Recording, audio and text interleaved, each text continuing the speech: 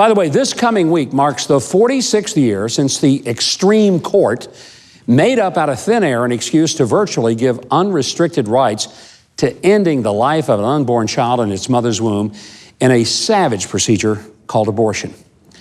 Now, there was a massive March for Life in Washington on Friday, and as usual, the media, for the most part, totally ignored it. But since that dark day in American history back in 1973, over 60 million helpless little Americans had their lives ended by butchers masquerading as doctors, taking big money for doing a deed that is better suited for the uncivilized Babylonians of ancient times than supposedly enlightened and educated people of the 20th century. Over these 46 years, many things have changed. Most dramatically, having a better understanding of biology and the science of DNA and when life begins. Science is rarely, as some assert, settled, but in the case of the beginning of a human life, it pretty much is. I mean, we know that at the time when 23 chromosomes from a male and 23 from a female unite at conception, there is a physical consequence that constitutes the creation of a separate and wholly unique life. Now, it shares a combination, but not a replication or a duplication of either the mother or the father. The resulting 46 chromosomes constitute a new person who will have that very DNA for the rest of his or her life. The argument for abortion used to be that life in the womb was just a clump of random cells. But advanced sonograms have shattered that as laughable nonsense. At 12 weeks, before a mother sometimes even realizes that she's pregnant, a preborn baby has brain activity, has a heartbeat, can yawn, has a mouthful of taste buds, and can be legally killed in all 50 states. This shouldn't be a political issue. It isn't. It's bigger than anyone's view of taxes, property rights, use of the military, or border walls. It matters that we value every human life or we don't.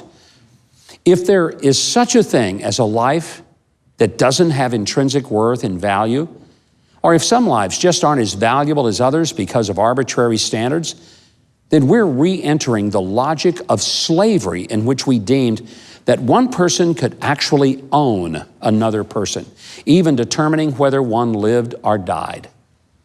I hope that is disturbing to you. Because with the advance of real science, more Americans than not self-identify as being pro-life, and nearly 75% of Americans at least believe there should be some restrictions on abortion. Abortion providers like Planned Parenthood push hard for the right to end the lives of the unborn. But here's what most people don't realize. The roots of this evil and corrupt enterprise are steeped in harsh racism. The founder of Planned Parenthood was Margaret Sanger.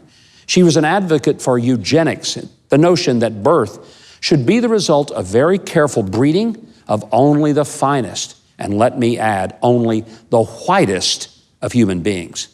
She was a blatant racist. She believed black people to be inferior.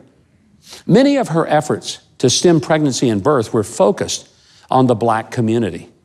At a time when statues from the Civil War are being torn down because to some people they represent racism, I want to know, why don't the same people demand that not one more dime is spent nor one more moment of recognition to the racist Margaret Sanger or the killing machine that she created? Somebody help me understand. I mean, if there's good news to celebrate, it's that abortion numbers are actually dropping from over 1 million a year to 600,000 a year. But intentionally killing 600,000 babies a year in the U.S. is hardly something to celebrate. It's something to be sorry for, to repent of. Most of all, it's something to stop. I want to make it clear, I'll never vote nor support a candidate for any office who thinks it's okay to dismember a baby. As we pass yet another milestone,